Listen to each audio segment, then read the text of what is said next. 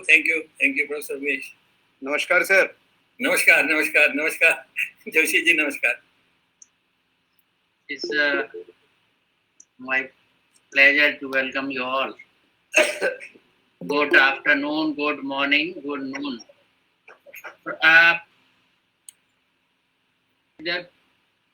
Dr. Makaya is there?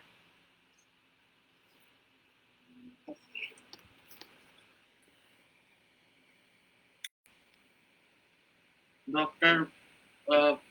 Makaya. Swati, please watch that. Yes, sir. Yes.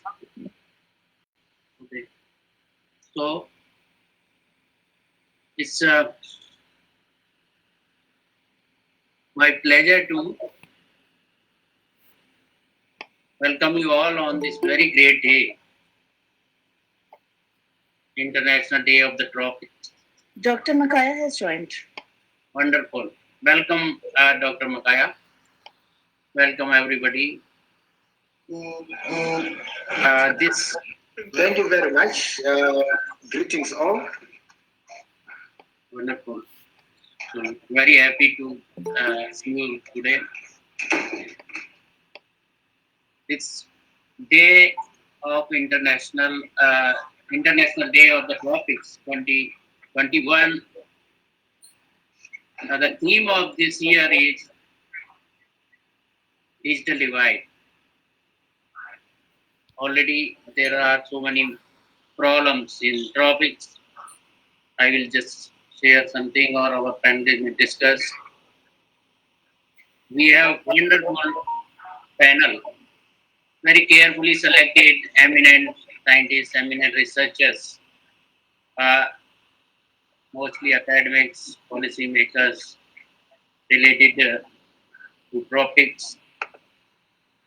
They have very vast experience through their active deeds.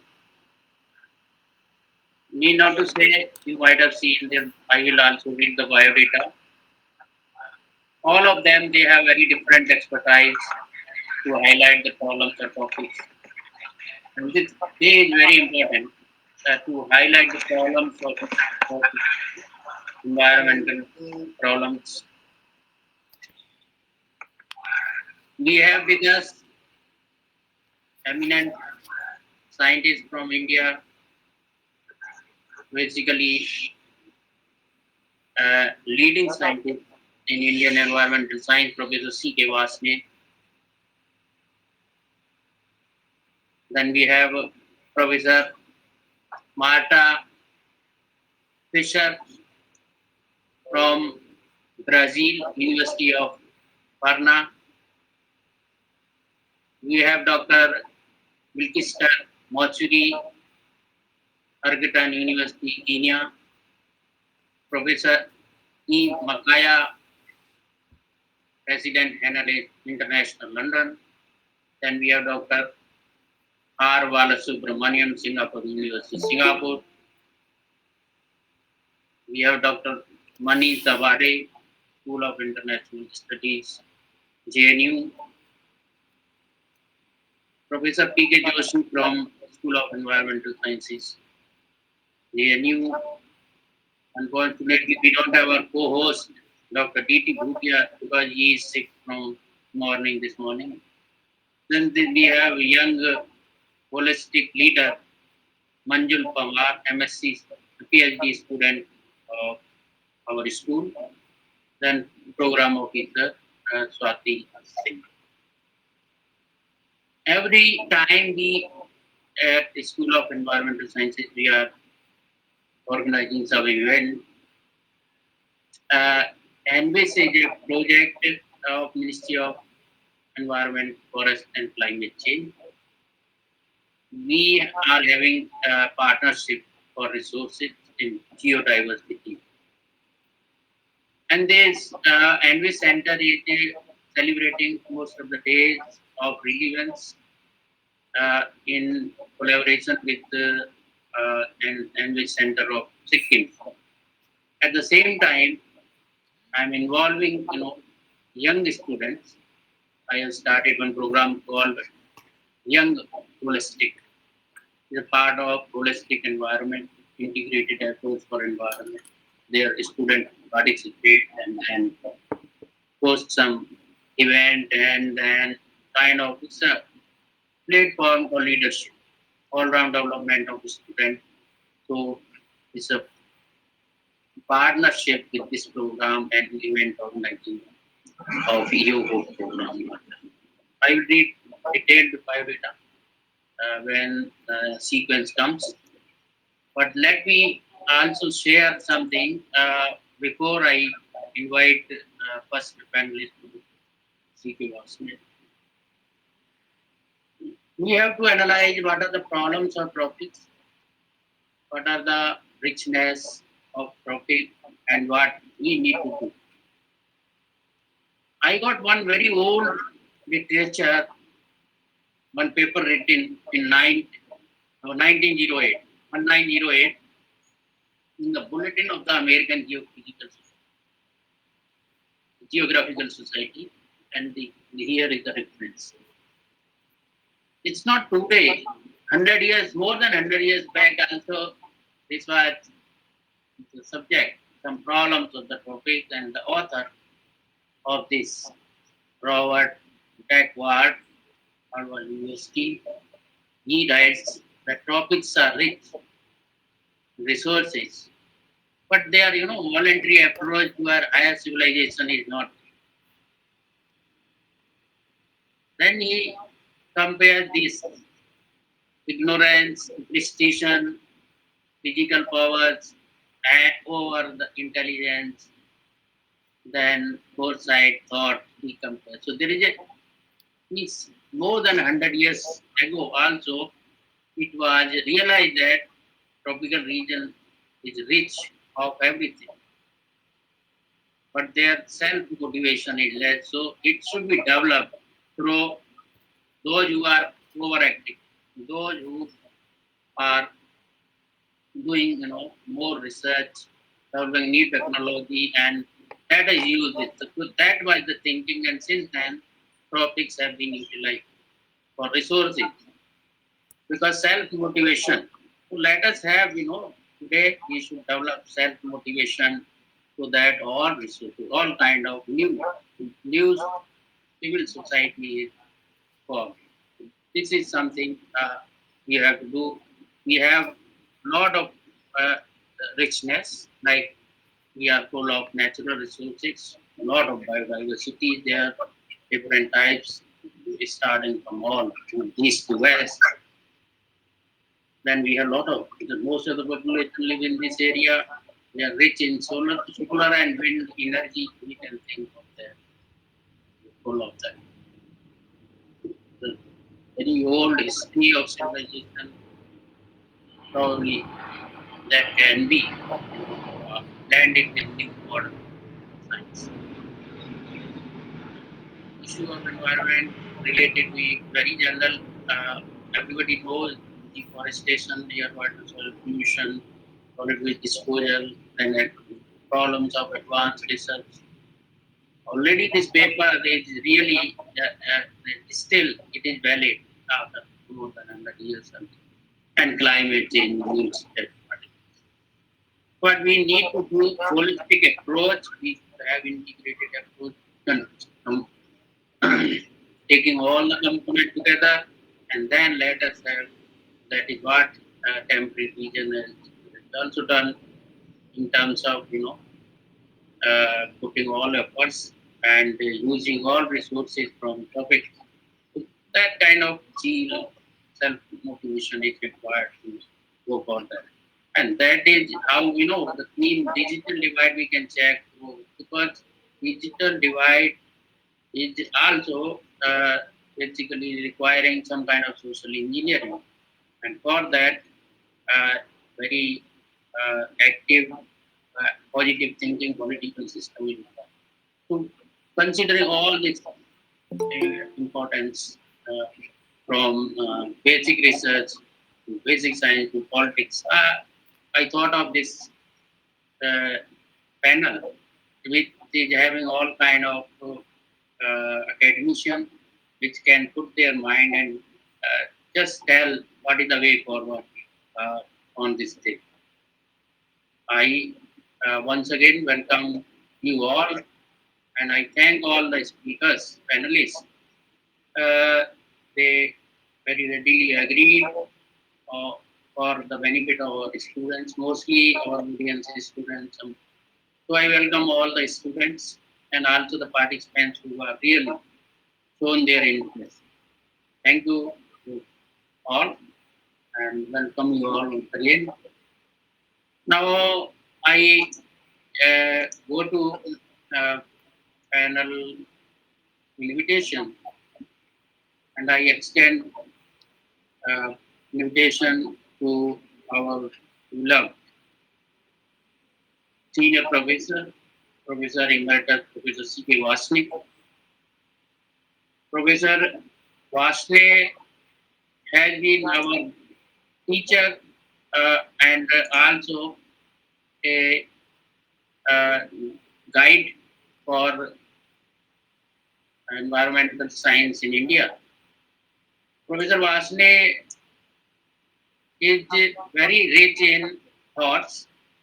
He was pioneering in establishing environmental education and expanding throughout India. He was part of Stockholm Conference in 1972.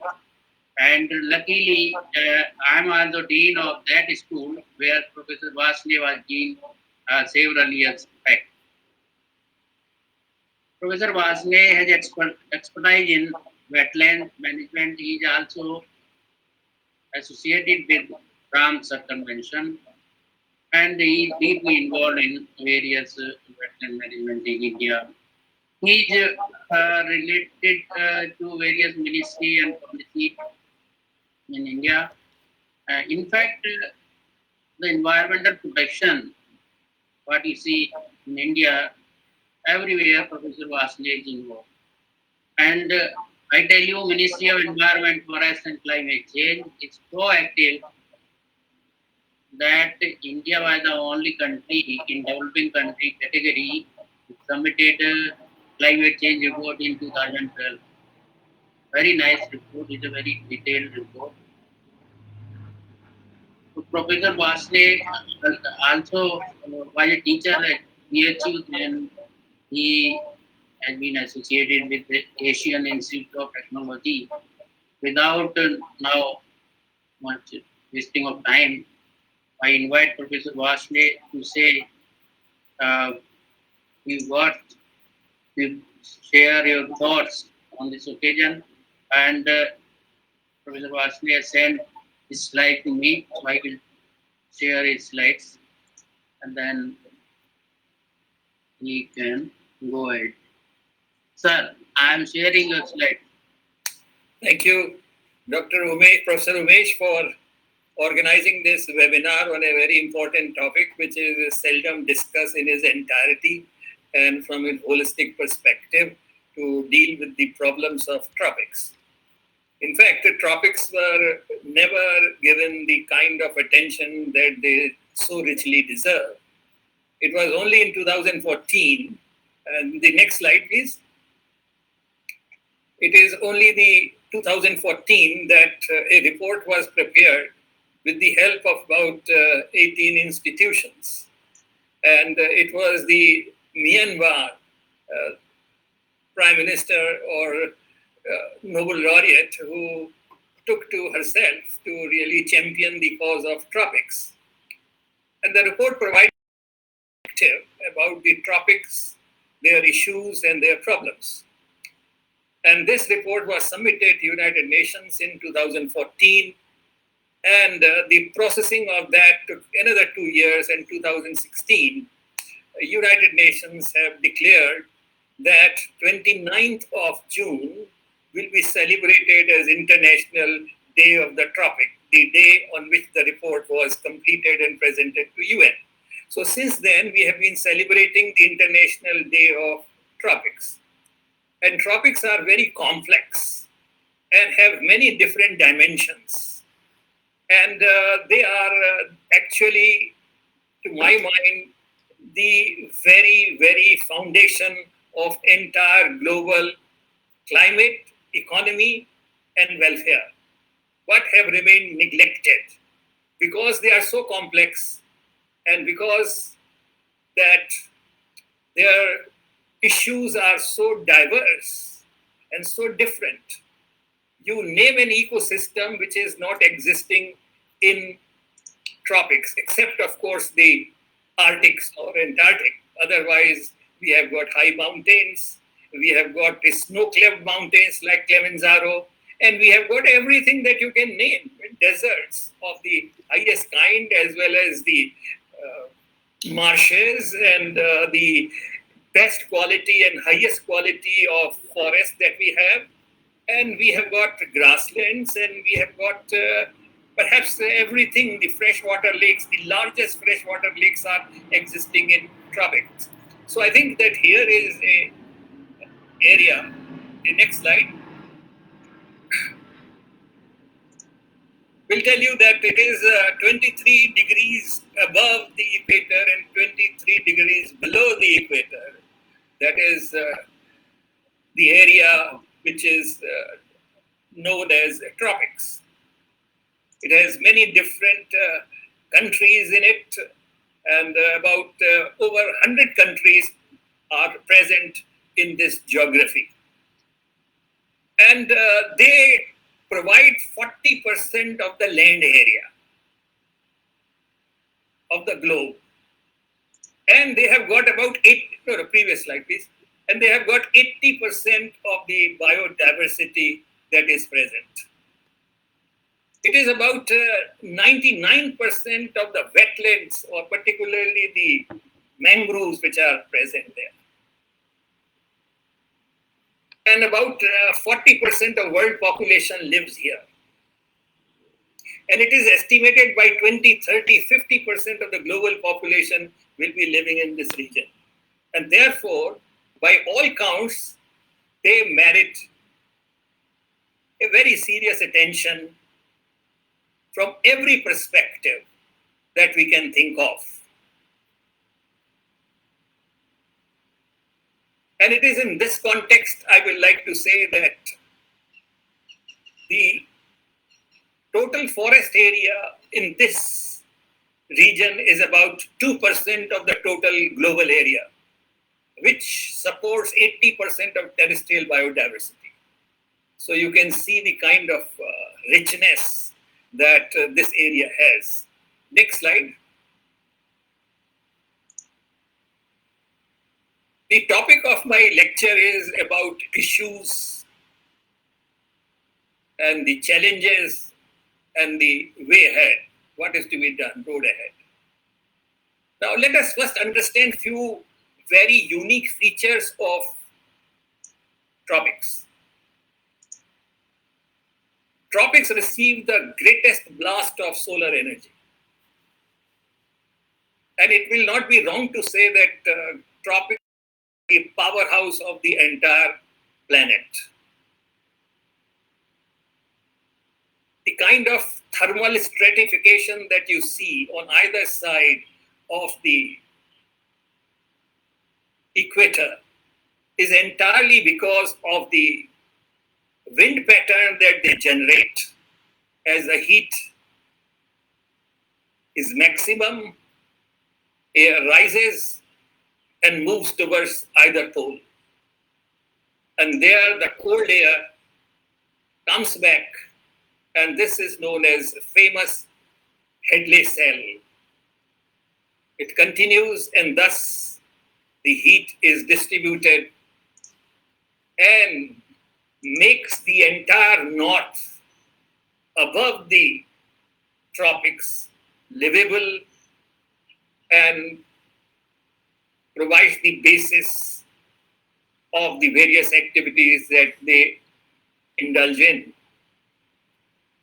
Recent researchers have also highlighted, which was not known before, that largely global climate is conditioned by the activities which occur within the tropics, particularly El Nino Southern Oscillation, ENSO. And it is the ENSO which decides whether there is going to be extra rain in certain parts of the globe, or there is going to be the drought, which ultimately decides the international commerce, price of commodities. So you can see that how the tropics influence many things which apparently looks unrelated. And now we know very sure that ENSO is the largest single source of global climate variability. Next. Now, this region suffers from various issues. As Professor Umesh has highlighted, that these issues were there because of the historical reasons. But there are many more issues which are involved and which have added up.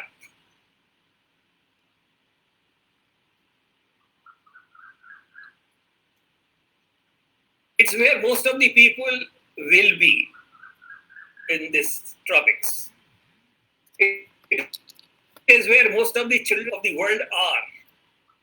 Has extremely rich biodiversity, to which Professor Umesh has already alluded, and I have also made a mention, and also rapid and equally rapid loss of biodiversity.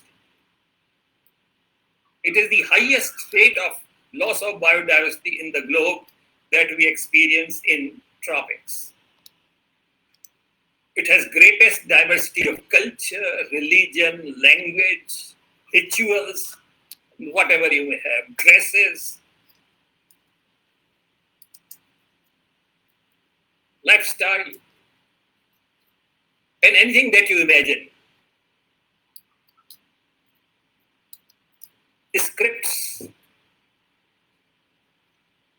And the trade is going and investment quantum is increasing, which in itself brings many issues of sustainability,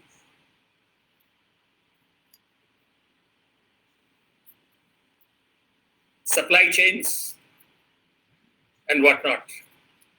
Tropics are in close proximity to the active deep ocean activities or processes. And it is because of this they suffer high risk from cyclone, hurricane, tsunami, and what we call as natural disasters. Now, this is not an exhaustive list, but certainly these are some of the important items which arrest the global attention of governments, NGOs, international financial institutions, corporations, and whatnot. Next.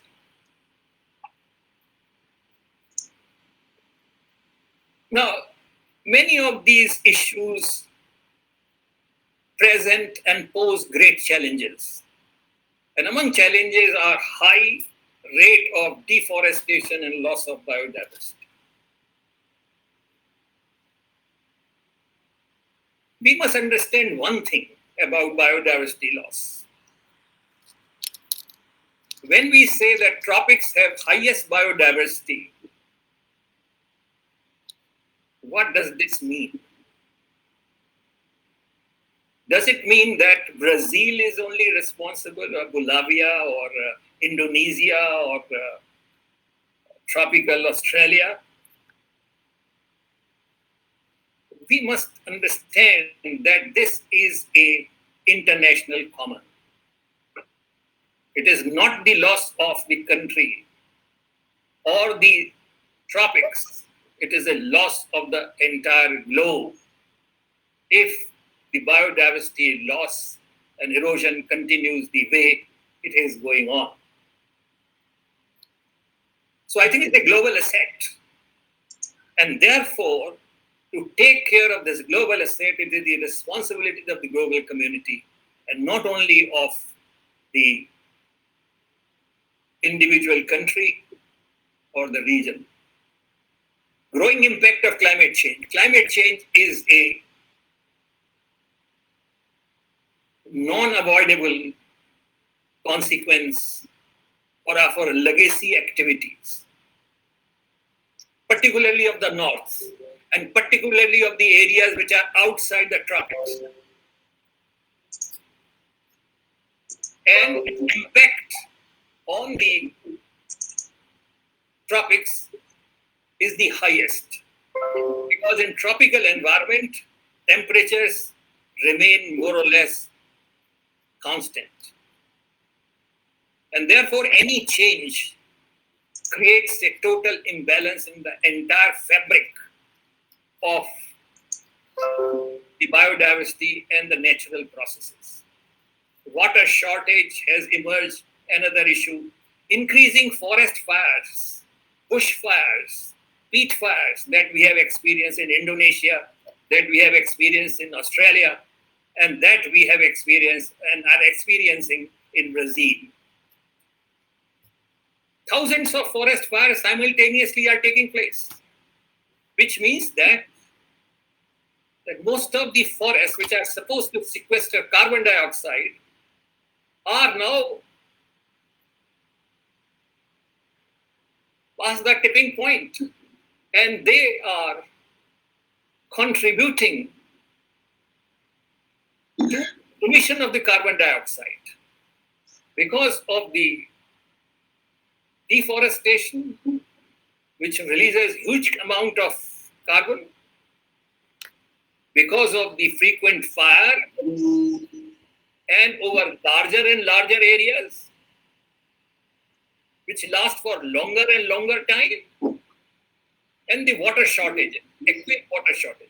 Although it rains very profusely, about 1,500 centimeter per year on an average, but still there is a water shortage because of the mismanagement and because of the lifestyle that we are aping from the north. Poverty and hunger, almost a chronic problem. Malnutrition in all its form and manifestations. Not just calorie malnutrition, it is all type of minor elements of protein malnutrition and all kinds of things. Extremely poor healthcare facilities. High risk from extreme climate events like cyclone, hurricane, and tsunami. And poor response to natural disasters. Digital divide in the tropics has come up as a major issue and also happens to be theme for this year's. The reason for this is that if we are able to manage the digital divide, most of the above challenges can be addressed effectively and extensively. Next. What is the way forward? I think time is short and my co-panelists have to add further to various other dimensions in far greater detail and may add new dimensions. But the way that I see it, that we have to halt the deforestation, both which is perceived and practiced as illegal, such as present scenario of Bolsonaro in Brazil, or illegal. Plant trees and restore damaged and degraded ecosystems. Net zero to be achieved at the earliest. Replace carbon-based fuels with renewable sources, particularly as Professor Umesh has mentioned, that this is one of the richest places on earth with solar energy as well as wind energy. Apart from that, we have got other forms of renewable energy, such as wave energy and so on and so forth. So there are many, many possibilities to achieve this kind. And earlier we achieved the net zero, the better it is for the tropics, because they are the net importers of carbon-based fuel as well as to the world as a whole. Then conserve mangroves, wetlands, and biodiversity with commitment and dedication. At the same time, conserve water resources and solve water shortages through innovative management and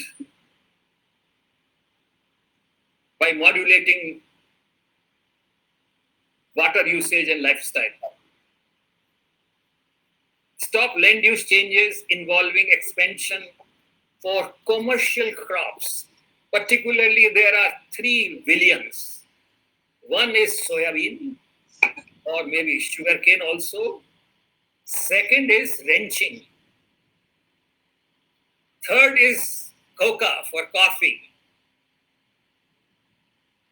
Now, these 3 are eating up both the forest, the soil, as well as biodiversity, and creating conditions which are appalling, unhealthy, and inviting diseases, as we have seen the pandemics and so on through greater and greater animal-human interaction. Evolve new and transformative technologies.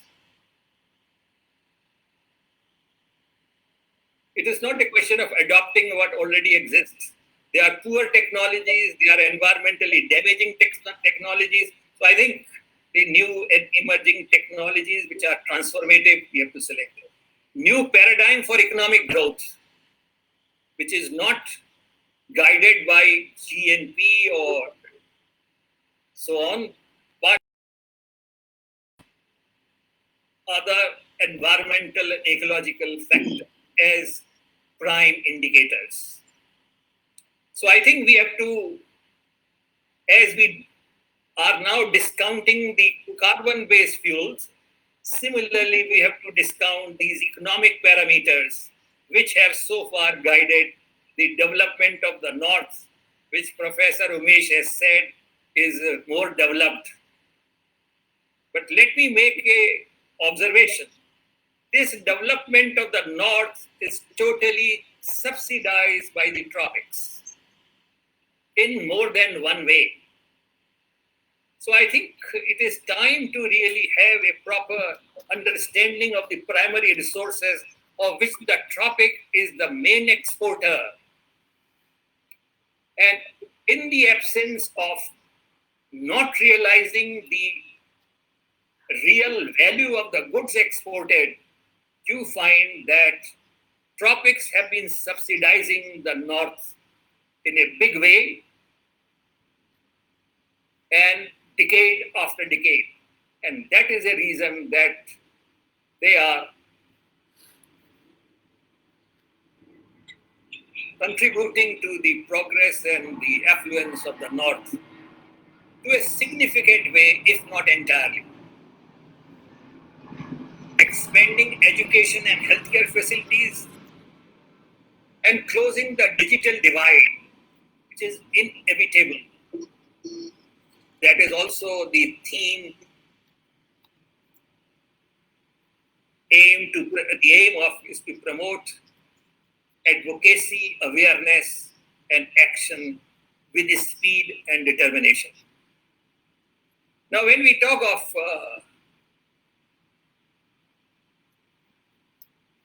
digital divide, it has got three dimensions. Dimension number one, in fact, as regard the mobile phone goes, the highest growth has been recorded from tropics. But the proper usage of devices is not known to the people and is seldom exploited. So I think here is a big limitation. And secondly, that they are still not being used effectively for purposes of education,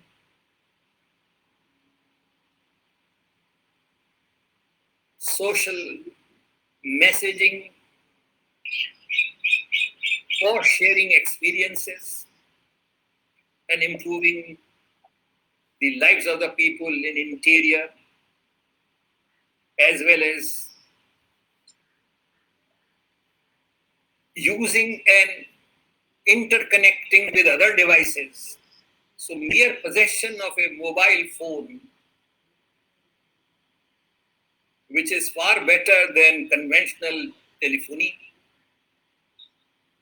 is fine, but it has many other handicaps with which the entire region suffers. I think the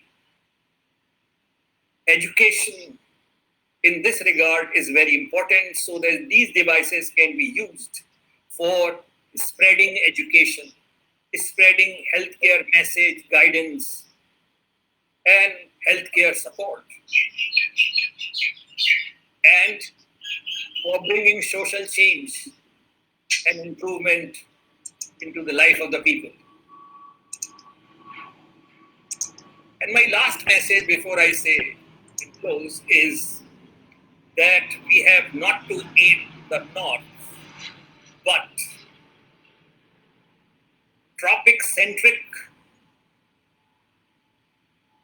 innovation, technology, as well as their practices have to be evolved with occur rather rapidly. So this is an important lesson for us to consider. Well, globally, a number of studies have been conducted to assess the changes in air quality in cities, primarily in cities during lockdowns. And the general consensus is that that's reduced emission of primary air pollutants, which one would anticipate because people are not moving, not much, and especially the road traffic has almost come to a halt. Activities will certainly reduce the emission of primary air pollutants. But the question is, what about secondary air pollutants? So would you also expect secondary air pollutants to be reduced in their concentrations, or rather to increase in their concentrations? So this is where some disagreement came. In some countries, they have reported that they have also found a reduction in the concentration of secondary air pollutants as well. But in few other countries, it's the other way around. So opinions were divided. And so we wanted to do an independent investigation in Singapore to find out as to what exactly is happening within the tropics, being in Singapore. Well, in Singapore, we had circuit breaker. We don't call it lockdown. We call it circuit breaker. And that lasted for nearly 2 months last year, starting from the 7th of April to 1st of June. So that provided a very good opportunity for us to collect important air quality data across the country and then figure out as to what's really going on. And of course, as others have reported, we also observed a reduced emissions of primary air pollutants. So there was no major surprise. However, we found that there was an increased concentration of ozone in particular in 2020 compared to previous years to the same time period. So basically, what we have done is to use the data that we collected in Singapore at the same location under the same conditions as before from April until June, as I mentioned before. Then we get data for nearly 8 weeks. Then we sort of, that will account for whatever effects that the emission trends on meteorology have on the formation of secondary air pollutants. They were more or less the same. So there was no change at all. So apparently, if there is an increase the concentration of ozone, it's due to something else. And what is that something else is what really drove us to go more in depth with our research. And so, to be very specific, we have observed about 58% reduction in sulfur dioxide and about 38% reduction in NO2 and about 29% reduction in PM2.5. Excuse me. So PM2.5, of course, has two components, primary aerosols and secondary aerosols. So unless you do this chemical speciation, you cannot figure out whether there is an increase in the concentration of secondary aerosols. But overall, we had about a 29% reduction in the concentration of PM2.5, about 6% reduction in carbon monoxide. And in Singapore, we use PSI, which stands for Pollutant Standards Index, as an indicator of ambient air quality. So when the PSI is less than 50, air quality is considered to be good. If it's more than 50, it's moderate. If it's more than 100, it's unhealthy. Then what we can realize is that the PSI was also reduced. In a way, you could say that the air becomes relatively more healthy because of reduced human activities, especially on the road. But the ozone concentration increased by about 12%. So what has really resulted in such a big, significant increase in the concentration of ozone? So that got us involved in ozone chemistry, and I'm not sure how many of you will be able to follow, but it's very simple reaction in any case. It's a chemical reaction between... Mr. Bala, we are not able to see your screen, I think. The slide is not moving. Oh, you don't see this slide now? No, only one first slide I am seeing. Really? Please share it again. Okay, what I hear here is like, stop sharing, okay. Okay, you can just say, no problem. Okay, now? Do you see it now? No, now no slide, only I can see you. I can hear you. Okay, too bad. Let me go back. No problem. You just tell what you want to say from the slide. That is good. No problem. Okay. Please go ahead. Because that is sometime happening with the connectivity and also it's a raining sort of thing. No? Do you see the slide now? Yeah. Outdoor air quality. Sorry, do you see it now, Umesh? Yes, outdoor air quality. Correct. Okay, so let me move on the same direction. So ozone thing you can... Exactly, yeah. So let me just talk about ozone thing.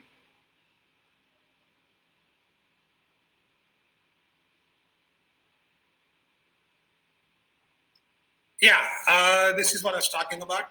That is already. Yeah, so that's a simple chemical reaction involving oxides of nitrogen, organic compounds, in the presence of sunlight. And of course, being a secondary air pollutant, you would expect to see ozone to be formed during the daytime when both NOx and VOC are exposed to sunlight.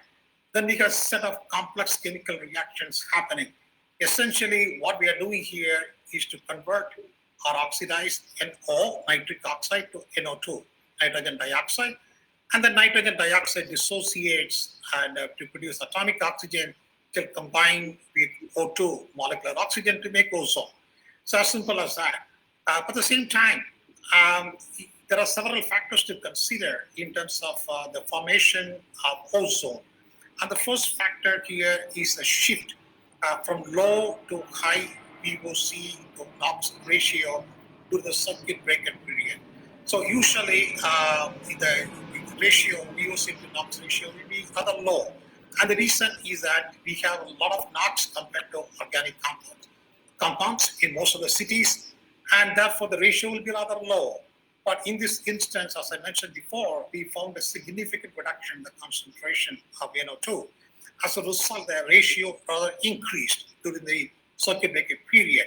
So what it meant is that we had sufficient amount of organic compounds to oxidize NO to NO2 to induce the formation of ozone. At the same time, once ozone is freshly formed, it could also undergo chemical titration with NO, nitric oxide. And that essentially will remove the ozone, reducing its concentration. But in this instance, because NOx concentrations were rather low, this chemical titration did not take place efficiently as it would do otherwise, further enhancing the concentration of ozone. And the third factor here is the PM2.5 concentrations. So when you have a hazy air, and of course it's a reduced visibility, meaning that we don't have sufficient sunlight to induce the formation of ozone. But now we had blue skies. We get very low level of PM2.5. So that basically enhanced photochemistry. So on top of that, when you have fine particles, those fine particles scavenge the free radicals that are involved in the formation of ozone. But we have reduced the concentration of fine particles, and therefore the free radicals were prevalent, further enhancing the formation of ozone. So that shows that ozone chemistry is quite complex. This is something we have understood during the COVID-19 lockdown that was implemented in Singapore last year. So moving forward, where do we go from here? Our recommendation based on our observation is that when it comes to air quality or air pollution control policy development, usually people pay attention to emission trends of primary air pollutants by constructing emission inventory, stuff like that. And they also consider meteorology. But atmospheric chemistry is also very important. It is seldom considered in developing air pollution control policies to reduce the concentration of all pollutants and therefore improve air quality. And the second lesson we have learned here is very important to change the behavioral aspects of humans. And again, as Professor Varshney has pointed out in his talk, we have about 40% of the human population living in the tropics. The projection is going to go up to 50% in the next decade. Now just imagine when you got so many people living in smaller cities, intensely involved, a lot of human activities, and if everybody thinks that, I have the right to own a vehicle and I want to just go from point A to point B the way I want, it's going to be catastrophic. So certainly we have to somehow encourage people to change their social behavior in the sense that they have to start using active mobility like walking, cycling, or use the public transport, buses, train, or whatever, rather than using independent motorized transport. And that is what is causing the problem. And the second point I just want to highlight very quickly is indoor air quality is also important. And globally, about 3.8 million people die prematurely because of exposure to indoor air quality and so on. But in this context, the context of COVID-19, we are talking about the use of air cleaner. So air cleaner or portable air cleaner or air purifier, they come in different sizes, in different shapes, in different capacities. So sometimes the people don't know what kind of air cleaner to use in their homes, and they seldom pay attention to what you call CADR. It's a clean air delivery rate. So that will clearly quantify as to how much volume of air that the air cleaner can clean up in 1 hour. So you don't want to keep a tiny little air cleaner in a big room. It's not going to help. The other thing is germicidal lamps are also important and to kill viruses. And finally, ventilation is also important. Ventilation in the sense that as much as possible, we want to use natural ventilation. But if you do have to use mechanical ventilation, you increase it as much as you can.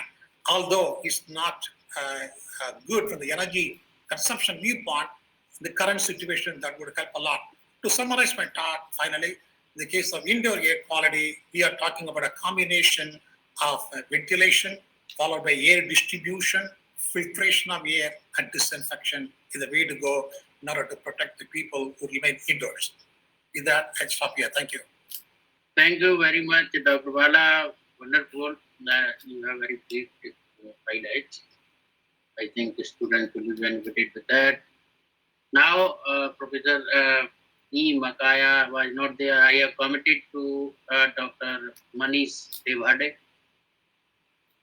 Dr. Manish is a faculty in School of International Studies in JNU, and he is also the founder of Indian Future and Faculty of Knowledge Forum. Dr. Manish is having, specialty in diplomacy, international relations, and he has worked on India and East Asia. He has published books and papers, and he is very dynamic young faculty in the university. I request Dr. Manish to say a few words because he had to leave for some other meeting. So I have taken. Now hope Professor Makaya will be here with us. Dr. Manish, please. Thank you, Professor Kulshrestha. I hope I'm audible. Yeah, please. Thank you. Let me obviously begin by thanking Professor Kulshrestha for this very rare opportunity to be speaking along a very, very esteemed panel, which all would definitely agree. In fact, I learned more today on a very critical area of significance to the world at large, obviously the environmental challenges in the tropics. But as a teacher of international relations / diplomacy, I'll focus more on the themes that really flow out of these specific lenses, which I'm honestly competent or to talk about. Due to limited time, what I've done is I've just picked up 3 themes, which I'll briefly again sketch out for all of you, that I thought brought out the big picture on the tropics. The first part, obviously, is the digital landscape in tropics. Obviously, because the theme of the International Day of the Tropics is the digital divide. Then, second, I thought a very important point which needs to be brought out is that ultimately geography matters. And it really shapes, looking at from a historical perspective, looking at from a national and international perspective, geography matters and shapes and has shaped national and international histories and obviously futures. It's definitely going to shape the future also. As many distinguished, fellow panelists earlier have pointed out, how the specific location of the tropics is impacting in various domains. And third, obviously, is the COVID effect, how COVID has disrupted and in fact posed a challenge of sorts to the tropics. So the first, the theme and the first part of the larger, bigger picture is the first, talking about digital landscape in the tropics. And in fact, there is a James Cook University Australia project, which really comes out with annual reports on the state of the tropics. And in fact, the 2021 report was going to be released today. That will be launched today, and it is titled "The Digital Divide in the Tropics." Let me, though the earlier speakers have talked about dimensions, including about the digital challenge, there are some basic facts which we really have to get it right. That in the tropics, the access to mobile phones has increased dramatically since the turn of the century. But the reality is that it still trails behind the rest of the world. So in 2000, while there were fewer than 5 mobile phones, just 5 per 100 people in the tropics, by 2019, this number had grown to more than 97 per 100 people. So I think that's really a huge quantum jump you can see. Again, in 2019, for example, if the estimates suggest that just 37.1% of the people use the internet in the tropics, indicating that the gap between the tropics and the rest of the world. So the rest of the world was around 54% in 2019. So the gap has actually widened since the previous State of the Tropics reports, the annual reports. In fact, Southeast Asia is the only region in the tropics that is a net exporter of ICT goods, the information and communication technology goods. In the tropics, all the other regions import more technology than they produce and export. In fact, globally, almost 1/4 of all the people use the internet to make a purchase in 2019. However, this was concentrated in the wealthy countries in Northern America, Europe, and East Asia. Far fewer people actually use the internet for purchasing through the tropical region, which we are talking about today.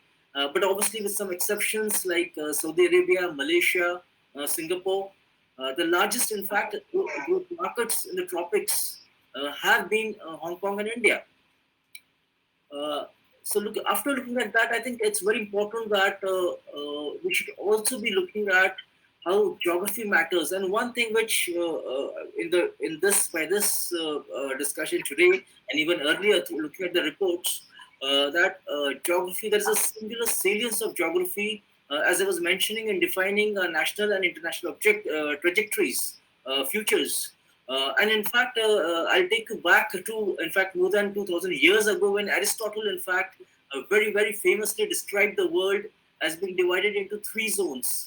The frigid zone, the temperate zone, and the torrid zone. And that highlighted the primacy of one productivity zone, obviously the temperate zone, and that all humans could live and work productively only and only or largely in the temperate zone. So in fact, this is going back many, centuries ago, 2000 years ago. And in fact, and Aristotle was not the only one who really talked about tropics in fact, as a place of pestilence. And in fact, but later many of also talked about the tropics as a place of paradise. But the fact remains that rarely one can come across literature where the tropics are seen or are considered on their own terms. In fact, Aristotle's negative view of the tropics was, in that sense, a bit misguided. And we also see, in fact, if I look at the current literature, there is a stark binary of sorts that is being drawn between East and West, developing and developed countries.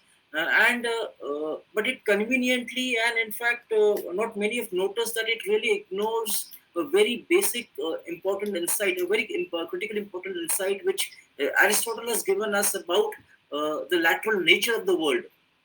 And so, in fact, while there is a greater diversity across the nations and the peoples of the tropics, which earlier scholars beautifully pointed out, highlighted out for all of us, climate and geography mean that because they habitat the same world, they share many challenges and also many opportunities. The last point, in fact, where I would like to talk about is the COVID effect. In fact, what COVID disruption has actually done is that suddenly you see a new grammar being introduced in the world of international relations, in the world of diplomatic interactions between heads of governments, between states at different levels. So if you look at, just look at the last few joint statements, communiques issued by different governments, different multilateral organizations like the UN also, that suddenly you see the term like digital gap, digital inequality, digital access. So here you're talking about the quantity and the quality, both digital literacy. And again, as earlier, the esteemed panelists were also talking about meaningful connectivity. So connectivity remains very important, that the quality of connectivity, and these have entered at the top of national and international conversations. And in fact, it is not that this digital divide is suddenly, we are noticing now, but what this was a general trend which we have been seeing since, in fact, the dawn of the internet age, that digital inequality is the reality. But what COVID has done is actually it has come like a flash and really exposed this all for all to see. And again, this was not just in the underdeveloped or developing countries of the tropics, but also in developed states. you see voices of concern in Europe or even in the North America. So all these have implications for surviving COVID, and in fact, this whole talk about resilience within states and amongst peoples. So I think that's a very important point which one needs to reflect on. So digital transformation, in fact, was accelerating prior to COVID-19, as an increasing number of governments placed digital strategies at the heart of their policy agendas. I mean, look at India. Even India also talked about digital India. So surging demand for bandwidth-intensive communication services, and again needed for e-commerce, teleworking, online social activities, and increased cross-border collaboration by governments and academics. In fact, that should spur further progress. In fact, today's reliance on digital solutions has also added urgency to concerns about, very importantly, and look at what is happening on the Twitter issue, the Twitter controversy in India. It is around privacy, it is around security, and at one level, it is also about creating a fertile environment for cyber criminals. So, how to control anonymity? I think that is also, and the choices and the implications for security are a very important aspect for different peoples, especially in the tropics. What I'll do is just, briefly, there have been many international responses to really take this challenge of the digital divide, the digital gap head on. And in fact, the UN Development Program has seen a lot of activity with its partners, including governments, asking, how to bridge this internet divide in the respective countries.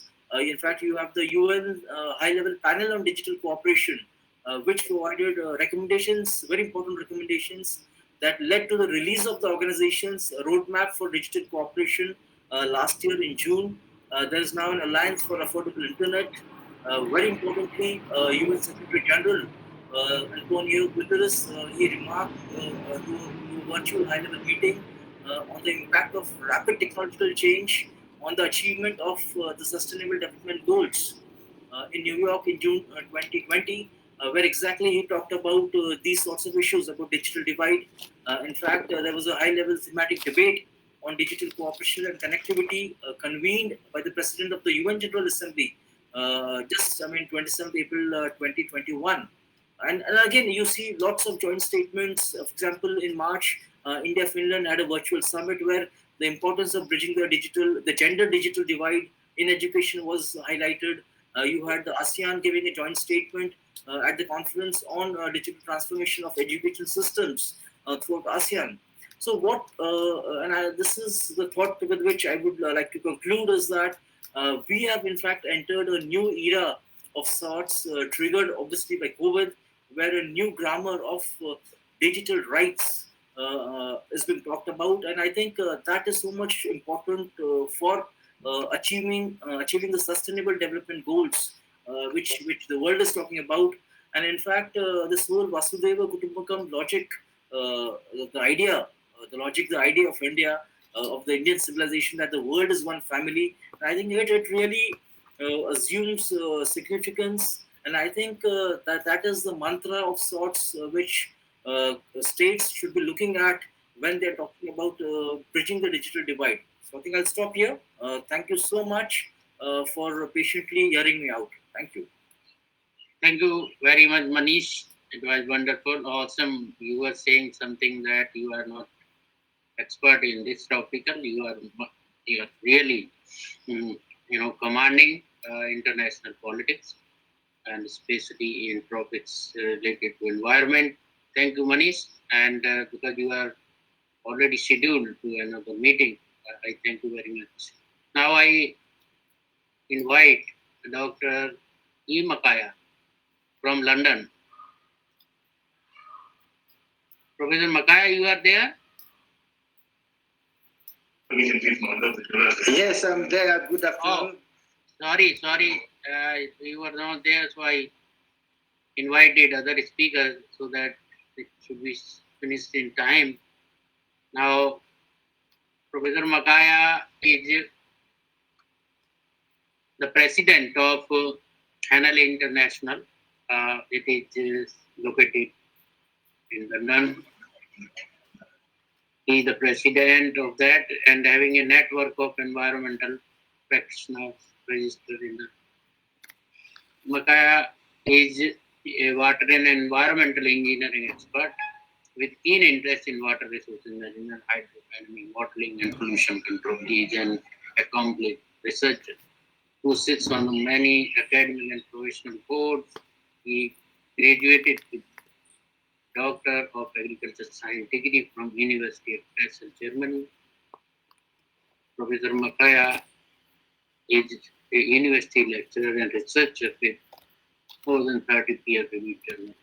He is also running several journals and means he's so environmental researcher at the same time he is environmental socialist. I invite Professor Makaya, please. Oh, yes, he has given his presentation to me. I will present it. Yes, please. I will share it. Professor Makaya, I am sharing your presentation. That's all right. Thank you very much. You can go ahead. Are you able to see? Yeah, you can start, please. You can speak, please. Thank you very much. Greetings all. Welcome to my presentation where I'm presenting on the dynamics of environmental anthropology, local actions to global consequences. Here I want to talk about climatic changes as a result of anthropogenic activities that have got local implications, but with global consequences at the end of the day. Moving on to the next slide. I want to introduce my submission, which is in line with climate change issues, and climate change in the tropics. You will see that tropically, tropics are actually characterized by flooding. On the contrary, you also have drought situations, which also fuel fires and wildfires. You also find that there is species diversity, which are compromised.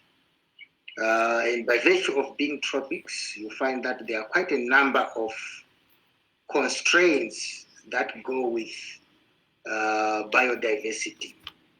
You'll find that climate change variability and climate change is fueled by activities that happen in the local environment with implications and impacts to the local community, but at the same time, they do have global effects. So you find activities such as agricultural activities, depending on the agricultural techniques that are being used, having an effect on the ultimate environment. You find that we have issues such as international trade, where aircraft is involved and ships are involved through the shipment of goods and services from one place to another, and these have got a serious global impact, which also translates to the local challenges. You'll find that there is need for governance issues to come on board in order to mitigate the impacts of climate change that happen at local scale as well as at global scale. You find cleaner production comes on board, where issues like the use of solar energy, the use of wind energy comes on board with an implications of trying to save the effects of climate change that come about as a result of industrialization. You also find that the polluter pays principle also plays a very important role as one of the governance principles that we have. We also have subsidiarity principles being very key in the governance of climate change and climate change related issues, where by subsidiarity we are looking at decision making also happening at the lowest possible front. You also find that international protocols like the Kyoto Protocol is very key at international level, where agreements are entered into internationally so that nations can solve the problem that go with international frontiers. You find many institutions agree to solving international challenges that go with climate change. We can come up with several tools to project climate change impacts, and normally people use modeling and simulation tools such as the TRACE, the Climate Action Aggregation Tool, the SCAN tool, the Climate Opportunity Dashboard could also be used.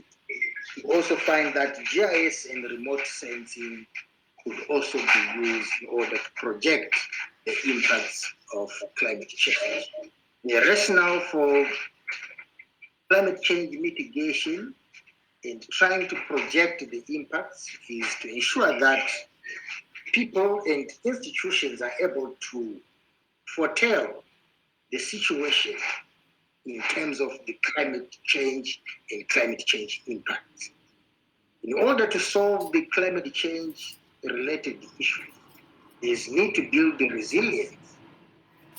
And as much as mitigation is very important, you find that there's also need to adapt to climate change and climate change impacts at both local scale and at international scale. Moving on to my conclusions, you find that local actions have global implications, and global implications, on the other hand, do have an impact on the local scale.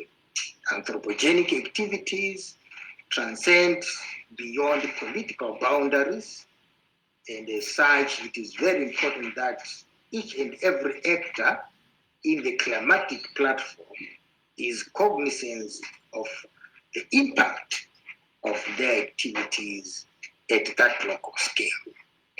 Tropical climate conditions worsen the situation.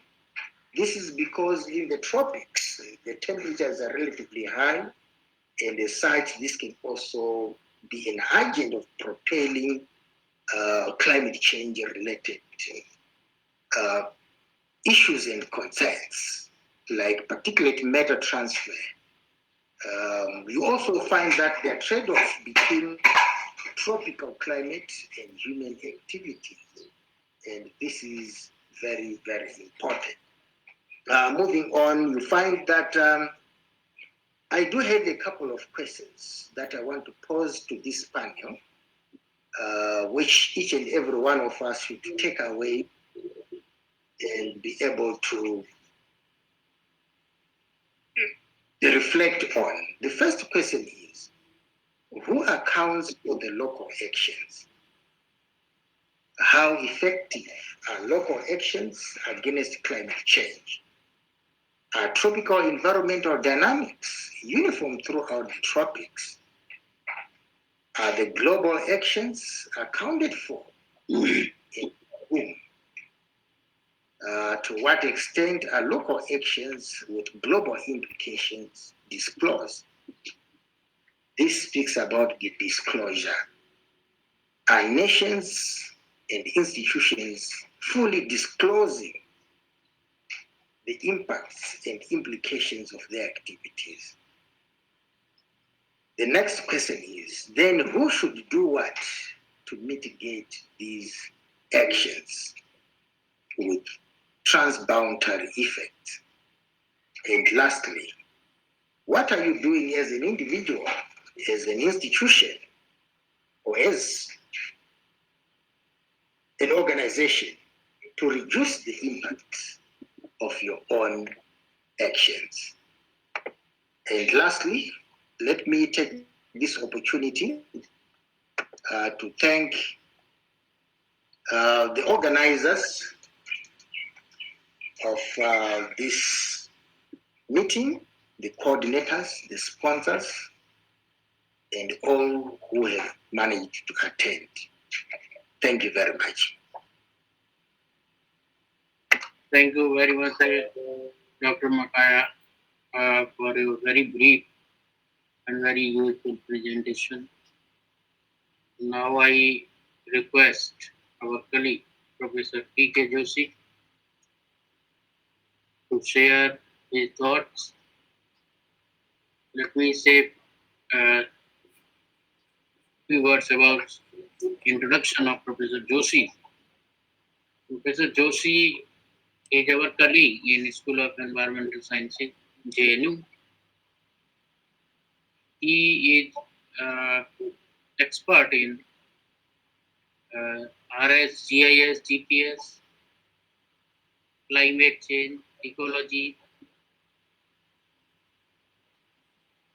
He is a fellow of several academies, including National Academy of Agricultural Sciences, Indian Geological Union, and he has done a lot of work in the area of remote sensing. He is also a fellow of Indian Academy of Environmental Sciences. Professor Joshi is having collaboration with the international project Sunray, so he is very relevant to this tropical region. I request Professor Joshi to say a few words. Professor. Well, thank you very much, Kulshrestha ji. The tropics which we are talking about, these are considered to be Garden of Eden, and they are also known as unconquered nature. And this is only because of the ecosystem structure and functions which they provide. But to contextualize more, these locations are known to be having a very high population density, and in near future, around 2/3 of the global population of children will be residing in these areas. So to me, it means that it holds the future of the world and with the potential of the youth. So when we refer to technology very specifically, so generally people talk about that, there are certain assumptions that we are going to be able to target everyone with the technology and everyone is going to be able to benefit. But the reality or the truth is there are huge gaps, and perhaps that is the reason International Day of the Tropics 2021 has identified this theme, digital divide in tropics. I second the views of shared by Professor C.K. Varshney and many others from environmental and ecological perspective. But I will prefer talking about, or say commenting on the digital divide, which is the main, theme of today. So in addition to what Dr. Manish mentioned, what I personally see while interacting with colleagues, and specifically for geospatial tools, remote sensing, GIS, GPS, we see a lot of aspiration, but still there is a huge gap when it comes to actual understanding, application of this technology. Secondly, if you see the coverage of mobile services, these suggest that when the entire world is heading towards 5G, still majority of the tropics is still with 2G, or some very selected pockets, they are enjoying the flexibility of 3G or 4G. So that kind of, divide is there. So to me, what could be recommended is the zone which is very rich in solar power, wind, and blended renewable energy, which are actually the oil of the century. We need to relook into how the last mile infrastructure could be established. It means moving from diesel generation to cost-effective fuel generation, solar energy, or backhauling technologies ensuring that fiber optics are actually to their maximum stretch, and there should be a scalable solution. It could be from the domains of microgrid. At the same time, the affordability of using the instruments, the tools for this should be there. We need to develop for a newer business model, like Manish was mentioning about. There is a skewness when you are looking at technology transfer or technology sharing. More data need to be made available, not only available, but it should be accessible to entire universe. Still, this pandemic has brought into many newer things to us, wherein though we talk about disruptive technologies or disruptive tools, but still there need to bring people together and make them more informed. In a broader sense, we need to operationalize these kind of things so that we can actually bring things from laboratory to field. Otherwise, the divide tells many very nice stories, but actually when you look at at the ground level, these kind of things are missing. Indeed, ICT or ICT-enabled solution, right from capacity building, skill transfer, digital literacy, cultural appropriateness of these services, and also agencies to use these services, these need to be relooked at, and Tropic basically calls for this so that this technology and the digital knowledge goes across the ages, not only across the ages, but also across the genders. And that is one of the thing which is missing here in this part. So the idea of technology revolution has captured the mind of entire world. But when we actually look at, we see that we are still in process of securing, funds. We are looking for donor governments, national research agencies, and development organizations to fund that, so that the mitigation option could be looked at. But we also need to look at the options for startups, which is a new norm when we are looking at, the way developments are taking place. So if disruptive technologies have to be proven, so there need to be, practical norm of startups. So we need actually the design and direction that can allow for more targeted interventions. And looking at gaps for all those investments so that the actual problems could be solved by using data, by communicating data, by making data available. So if these things could be done, actually we'll be able to heading towards reducing the digital divide. Otherwise, technology, for the namesake, we talk a lot. To me, informed society, when I say informed society, it means ICT technology enabled society would certainly ensure that many of our aspirations, like say we talk about sustainable development goals, if you actually need to achieve them, you need to bring, much more informed citizens. At the same time, when we look from the perspective of disaster, this zone again, faces many of the hazards. So Sendai framework for the disaster risk reduction also looks forward the digital accomplishment. So that is something needed in the tropics. So with the combination of ecological richness, which is there, the pressure which it is going to face with the highest population density or the young population, it is very high time that we relook at tropics from the digital perspective and thus make it more, interesting to study, to research, to do advocacy, to set a narrative so that operational activities could be carried out. We are actually facing the digital poverty trap. This is something, which we need to realize when very specifically we are referring to topics. So there are, there are people who are marginalized.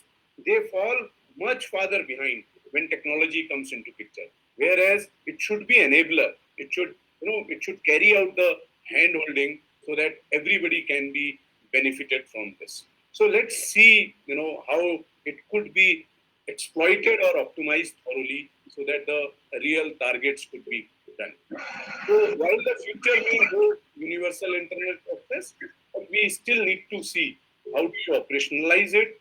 Google's Loom, you talk about open web, talk about SpaceX. So these all need to be put onto the ground so that it enables the community to work. So I would just rest over here, just to figure out why technology is more important and why technology is very important for the topics. Thank you. Thank you very much. Thank you very much, Professor Joshi. It was very nice, very useful emphasis. Now I go to Yoho lead, Manjul Pawar. He was saying that he has problem with the connectivity. It's raining there. Manjul, are you there?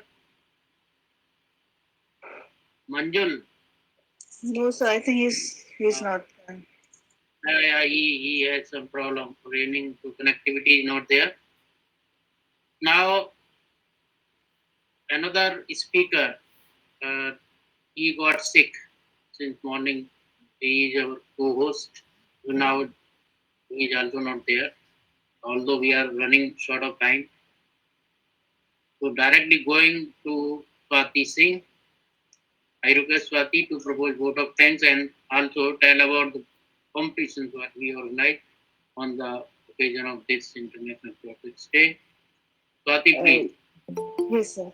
I think Sir Manjul has joined. If you want Manjul, to. good.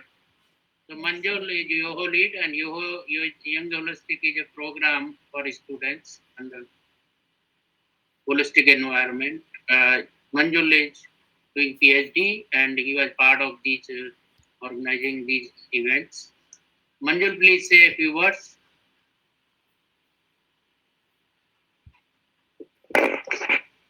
Yes, sir. Thank you, sir, for giving me this opportunity. I would like to thank all the speakers for their insightful knowledge that they gave in this session. And on behalf of whole Yoho team, I would like to thank each one of them for giving their valuable time. And it was a really insightful session. So my internet connectivity is not very good today, so that is what I would like to say. And thank you, Dean sir, for this initiative. And it was a really good panel discussion. Thank you. Thank you, Manjul. Now, Swati, please.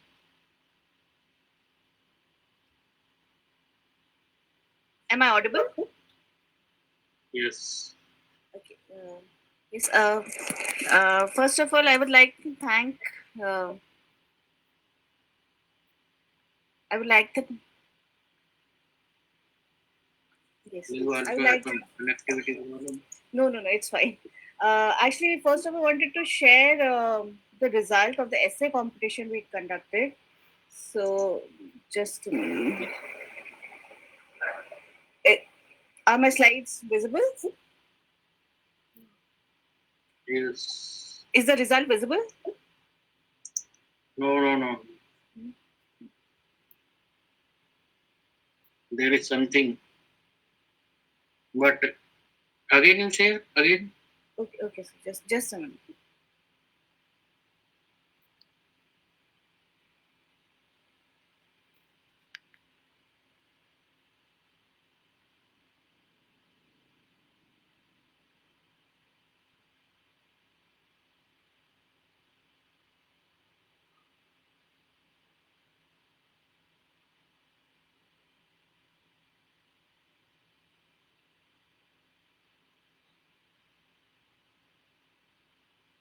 Is it visible now?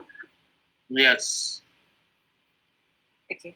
So we had conducted a short essay writing competition on the occasion of International Day of Tropics, and topic selected was conservation of tropics natural resources.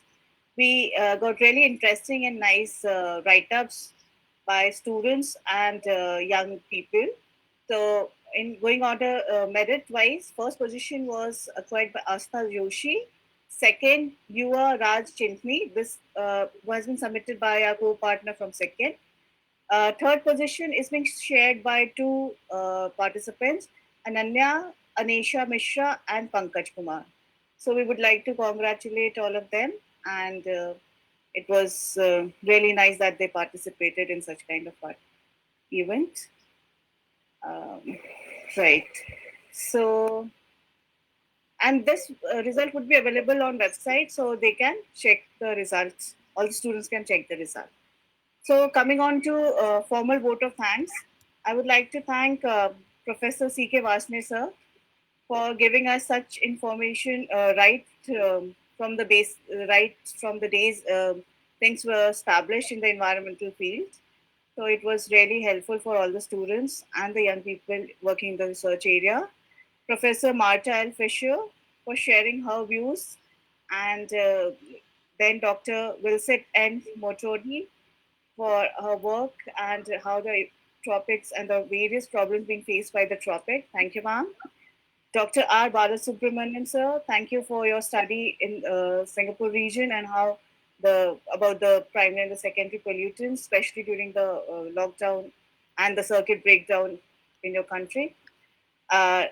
Dr. E. Makaya, sir, thanks for your presentation. It was very useful and very informative. Dr. Manish Dabhade, sir, for insight from a policy and international diplomacy point of view. It really new perspective for environment science people. So it was really nice and helpful. Dr. P.K. Joshi, sir, thank you for sharing your viewpoints and helping us understand about the digital divide and all the basic problems that are being faced in this area. Mr. Manjul Panwar for sharing your views on the YOHO activities. Last but not the least, my coordinator, Professor Kulshrestha, sir, for organizing this event, and Dr. Usha Meena ma'am for my co-coordinator for helping us plan this event. The best part we got to know about the sir's idea was to have representation from the globe all over the tropics. So we had views from India, Brazil, Kenya, Singapore, London. So that was the key to the event, and it was really nice to understand the whole. Actually, this is a holistic understanding if we are able to understand the issues faced in this region around the globe. So thank you, sir, and thank you to all the participants for your time and patience. To my team at ENVIS for your support. Thank you. Thank you once again. Thank you very much, Swati. It was really a holistic picture from east to west. And I thank all once again. And as for this, we say namaste, dhanyavad. Thank you very much all. Professor Makaya, Professor Bala, Professor Batra,